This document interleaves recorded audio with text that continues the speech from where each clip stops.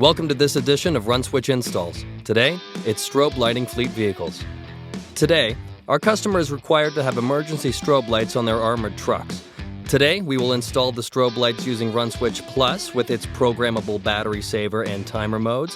First, we'll locate and mark where lights will be mounted and carefully drill the holes. Removing the front grille makes mounting the lights much easier and reduces the potential for any damages. Now, properly secure lights and route the wires into a neat harness. Then, reinstall the grille.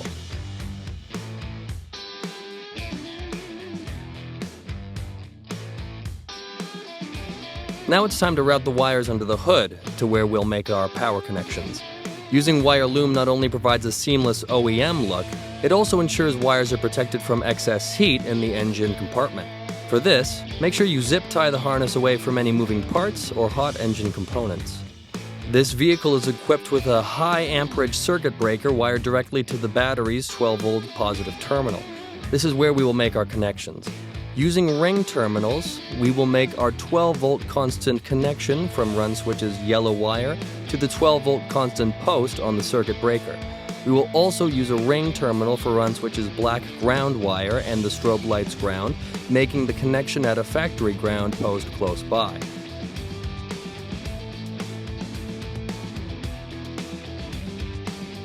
Lastly, we will zip tie RunSwitch neatly, mounting it out of the way. Our last wire connection is RunSwitch's red 12-volt switched power output. This is the wire that sends power out when the vehicle is running and turns off when the engine is off. In this situation, we're going to run this to one side of the on-off switch, and the other side of the switch will wire the input of the strobe lights. After running the wires through the firewall, now it's time to mount the on-off switch in the cab of the vehicle.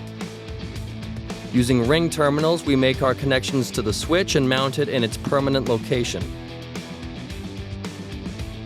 Installation is now complete. Finally, the last step is to program RunSwitch Plus's battery saver or timer modes, allowing the lights to stay on after the engine is shut off.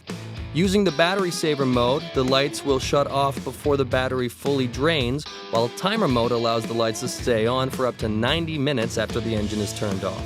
In both cases, you eliminate the possibility of draining or damaging the battery. RunSwitch and RunSwitch Plus. It's that easy.